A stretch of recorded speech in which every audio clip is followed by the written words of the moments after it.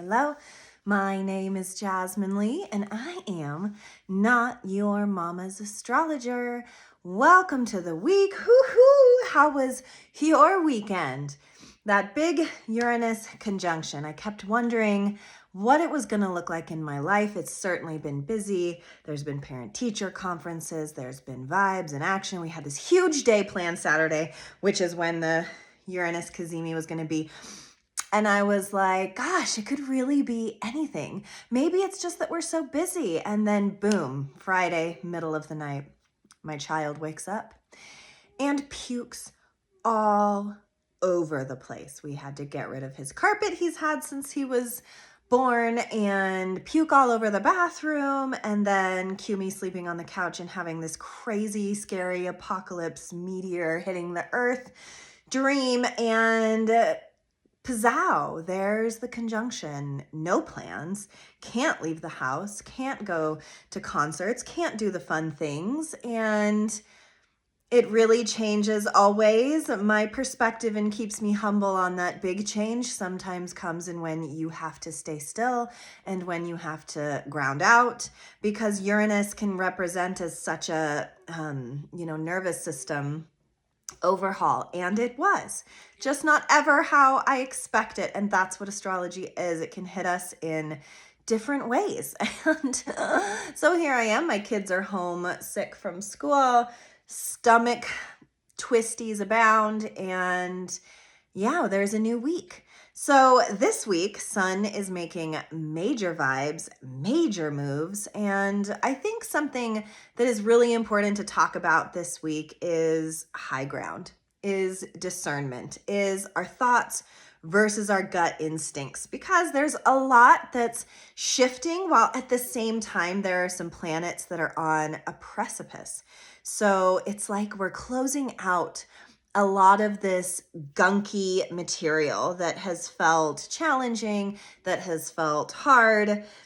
Saturn and Neptune have hung out in Pisces for a really long time, and now Saturn and Neptune are moving into Aries and making this interesting vibe with each other. So, when Neptune is about our dreams and Saturn is about our big lessons. So when they were in Pisces, it was more like we were in a phase of things not working out, our dreams not coming true, and us actually realizing the pipe dreams in our lives, the things that weren't tangible, the things that we weren't willing to work hard enough to earn. Because to me, any dream is possible. We are limitless beings, but it's about how we show up for those dreams, for those aspirations that grows the dream seed or not. Even if it's something we think we really, really want, where we put our focus and attention into it is where it becomes successful or not. And so we got a lot of or not for a number of years with, Saturn being slow moving and Neptune as well. Now we have new vibes because now it's in Aries. And so it's almost like through our own self-development. I just read something this morning that said, if you don't have a dream or you don't know what to do next, start investing in yourself. Start taking care of yourself. Start having a health regime for yourself. Start writing just for yourself.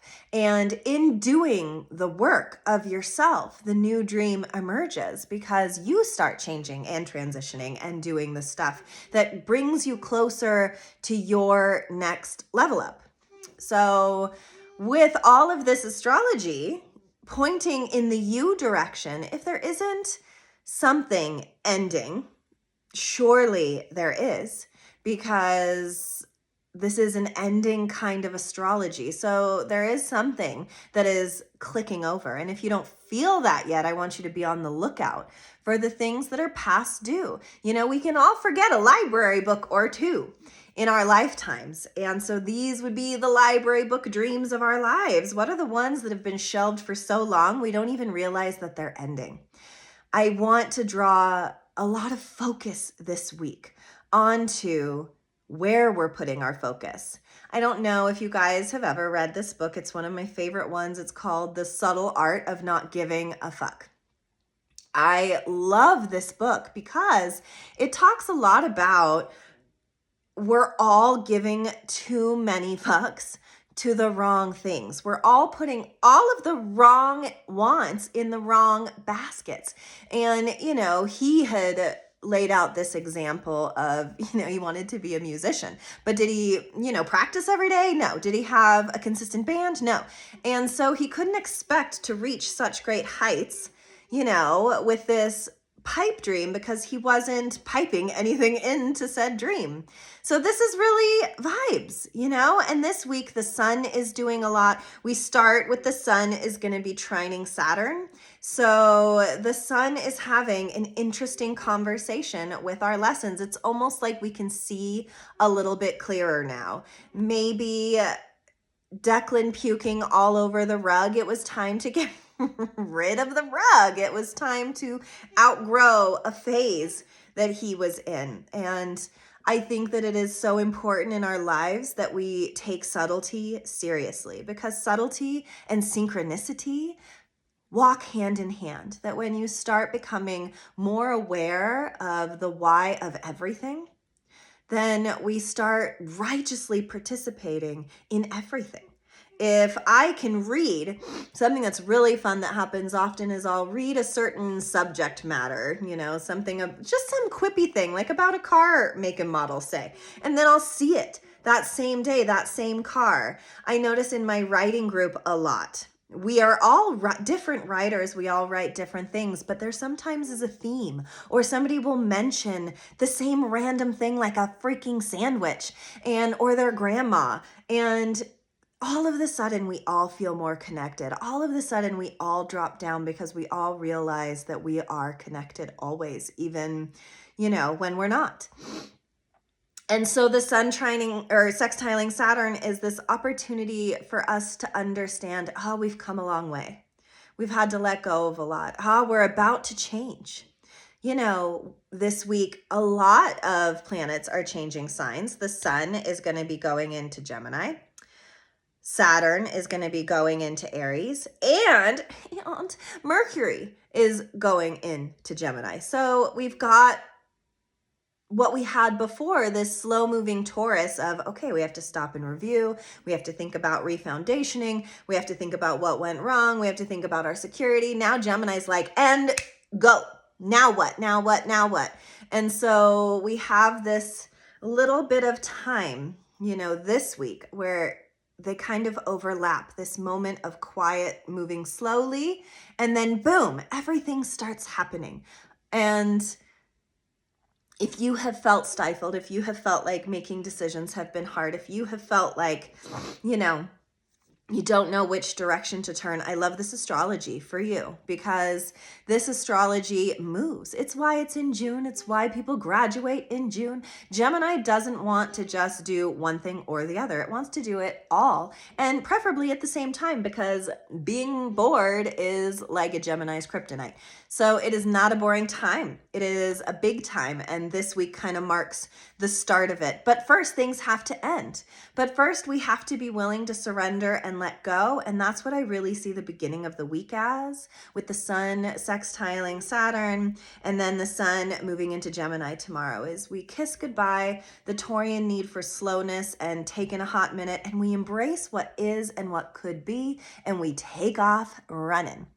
I get to go to NORWAC, which is an astrology convention this week, and I have never felt more ready for something inspiring than I have in this moment. I am sitting at this very precipice, having to stay home with my kids who are sick in bed, and think, okay, we have to be quiet today, but what do we do with the quiet day? Well, we pack the bags. We do the research of the speakers coming to the convention. We tidy up the house, we do the laundry, we get ready and open our energy, no matter how subtle. Doing the laundry, you guys know I hate the laundry. I hate it.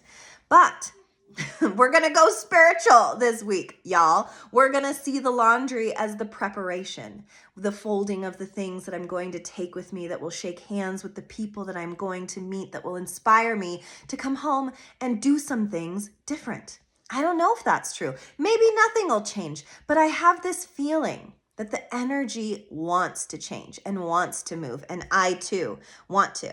And the other really yummy, vibey thing that we've got going on this week is that on Thursday, Venus is going to make a trine. This is a positive aspect to Mars. So our lover and our fighter, our masculine and our feminine, are going to be having a positive aspect in the sky. And I love this because Venus and Mars have been through it. Ugh, blah, whoa. They really have.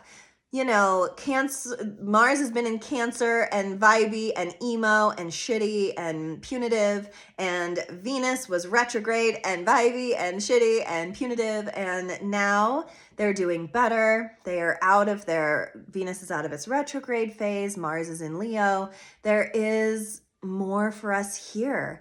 And to me, it will represent a lot of fixing the imbalances in our lives, having conversations, being more social, being more amiable in those social interactions, being more willing to let our defenses down and embrace each other, being able to appreciate differences, and more importantly, being able to kind of balance whatever masculine, feminine irregularities are going on inside of us. Because even though I am a lady, I've got a lot of masculine juice inside of me.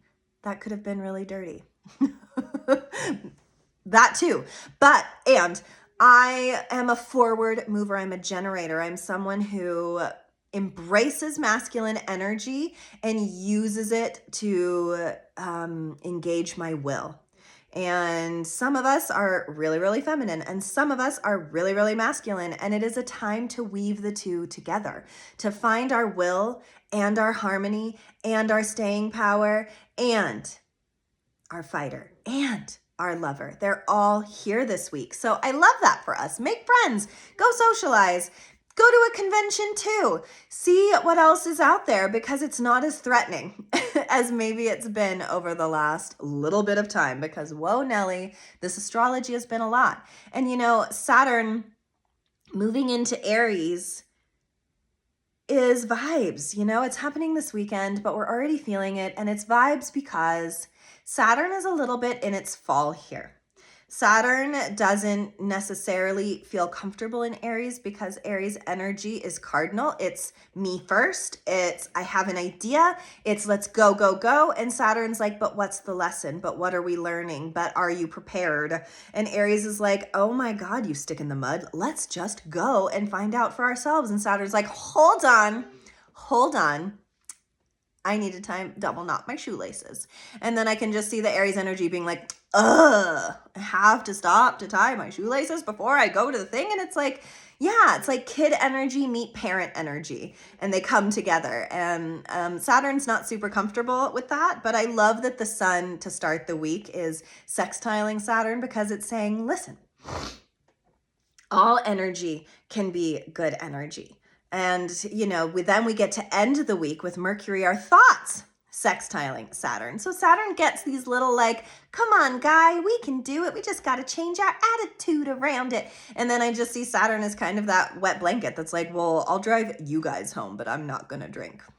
And Mercury and the sun are like, okay, we're in Aries. We don't give a shit. You know, they're just doing whatever. And, I don't know. It just kind of cracks me up. Well, Mercury and the sun are going into Gemini, not Aries. They're the ones that are like, I have an idea. Let's be this one day and then that the other day. And Saturn's like, I don't like that. I don't want to be one thing one day and something else another day. I want to have a plan. And it's adorable because all the best like romantic comedies start this way. All the best comedies. There's the straight man and then there's the crazy one. And that's really what this week's energy is about. Is not taking yourself too seriously, but taking your life extremely seriously. But starting to plug back in to the collective chi, starting to understand the dynamics between our masculine and feminine sides. The sun is also going to be making a really beautiful trine to Pluto. So like I said, the sun is making moves. She's hanging out with all kinds of characters that promote our lessons, promote our growth. And, you know, Pluto promotes our transformation. Pluto, you know, is Hades, but Pluto has feelings too, okay? Like Pluto wants sometimes to be pulled out of the darkness because there is no light without dark, and we cannot pull ourselves out of the darkness if we don't want to. And I feel like this week Pluto wants to. And I feel like this week maybe you want to also. And listen, this is big, bold, brash, and sassy advice coming off the pukes over in this household.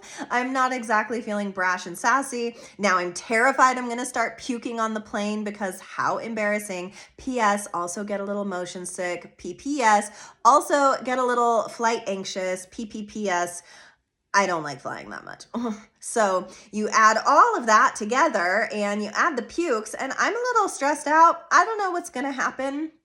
I'm also going to this convention not really having my people with me. Dustin isn't coming with me, my partner. I'm going quite by myself. I haven't traveled alone, like completely alone, I can't even remember how long, guys. Like I actually think it might have been like before children, like flying on an airplane by myself.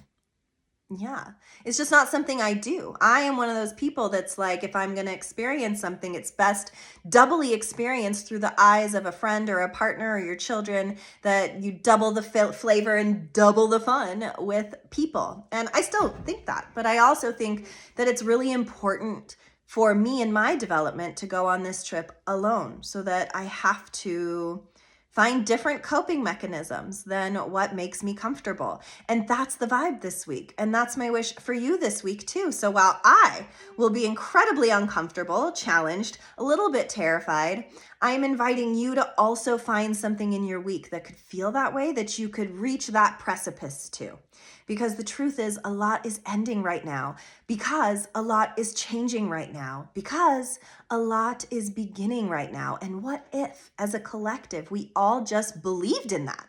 We didn't fear it. We didn't get flight anxiety. We just got on the damn plane without all of our past, without all of our nervous system history. If we could just do the damn thing without prerequisite, if we could just walk that line and see what it felt like to do it without our preconceived notion, how amazing the world could open up to us. And y'all, I talk a big game. I'm always able to say it in a different way to you than I am to process it and give it to myself. But this podcast feels important to me because I want to walk that line. I want to walk that talk. I want to do what I say you should do this week. And I want to do it. And I want to grow from it. And I want my business to grow from it. And I want you to grow from it. And I want us to come back next week and be like, wow, I did a thing. And you don't have to get on a plane and fly to a weird convention, because believe me, remember, I'm not your mama's astrologer. So being with a bunch of stereotypical astrologers, not always my vibe. I don't need to align my chakras before I do things, though I'm sure that's great. I don't need sound healing, though I bet that would feel good too. I don't talk about how my spirit guides are messaging me. I don't do any of that, while all of it's true and available and accessible. And I love it all. I do. I'm raised in hippie culture here in Ashland, Oregon. I also don't ascribe to it. I also think that the stereotype of my community, astrology, is why us astrologers can't have nice things. Because I've never seen a Real Housewives episode when they've had an astrologer on where that bitch looked sane. I've never watched a psychic stroll onto the TV and not look like a wackadoo. I don't own a million bracelets. I don't wear big hats. I don't even own a caftan, though they look very comfortable. And I don't have an ankle bracelet. I don't have any of that stuff. I'm not coming in fully loaded. So I feel on the outside. I feel like not your mama's astrologer. I feel like an alien landing on a very astroplaney, vibey planet. And I'm a little nervous because I don't ascribe to a lot of those things. And some of the classes look kind of ridiculous. Some of them do, okay? I can't help it. I can't help that I don't buy into a dogma fully. I just can't. It's not in my makeup. So long story short, all's to say, stretching our comfort zones this week is a really good idea because things are ending, because energy is shifting. And if we aren't willing to take a risk, put ourselves out there, go into the den of astrologers, so to speak, then we're not going to learn anything new about ourselves. We're not going to be able to participate fully if we don't just walk that line. So your homework this week, walk that line. Because also, Mercury is going to be right next to Uranus. You guys, we had the Uranus Cazimi this weekend, puke for me. But now we have Mercury right next to Uranus. So what will change in our thoughts this week? What explosion of concept could exist for you by this weekend's end that could totally change everything? You know, when I think about the people we end up with, the best friends we have, the jobs we end up getting, I always think it was just that one moment. It was just, I'm going to message him. It was just, I saw her from across the room. It's just, it was a twinkle in my eye. It's just, I woke up with a feeling. It's just that building front looked appealing to me, and so I applied. And then the rest of your life changes.